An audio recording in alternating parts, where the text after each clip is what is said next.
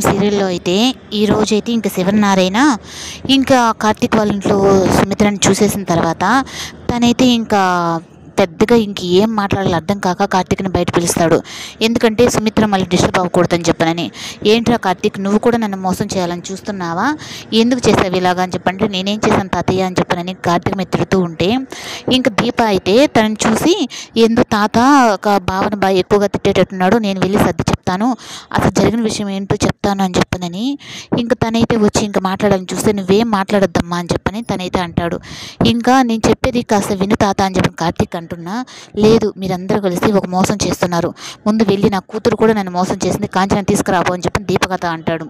"మీరు సుమిత్ర ఇక్కడే ఉందని నాకు ఎలా తెలిసిందని చెప్పి మీరు అనుకుంటున్నారా? రాత్రి నేను ఫోన్ చేసినప్పుడు శౌర్య నేను అమ్మమ్మ కాడ పడుకోను, నానమ్మ కాడ పడుకుంటాను అని చెప్పి అన్నప్పుడే నాకు అర్థమైంది సుమిత్ర ఇక్కడే ఉందని. కానీ మీకు తెలిసి కూడా ఎందుకు ఇలా చేసావంటే ఎప్పటి నుంచి ఉంది అని చెప్పానని" కార్తీక్ని అడుగుతాడు. "లేదు తాత, మొన్న సాయంత్రం నుంచి ఉంది" అంటే, "నీకు అప్పుడే నీకు అది తెలియట్లేదా? నేను ఒక పక్క సుమిత్ర కనపడలేదని బాధపడుతున్నా, నీకు కనీసం చెప్పాలని కూడా లేదారా నీకు" అని చెప్పని ఇంకా అంటుంటే, ఇంకా కాంచన అయితే చాలా టెన్షన్ పడుతూ నాన్నకి మళ్ళీ బాగాలేకుండా ఏడొస్తుందని చెప్పని, ఆఖరికి నా కూతురు కూడా నన్ను మోసం చేసిందని చెప్పని ఇంట్లో వాళ్ళందరినీ అయితే తిడతాడు. కానీ సుమిత్ర అయితే మాత్రం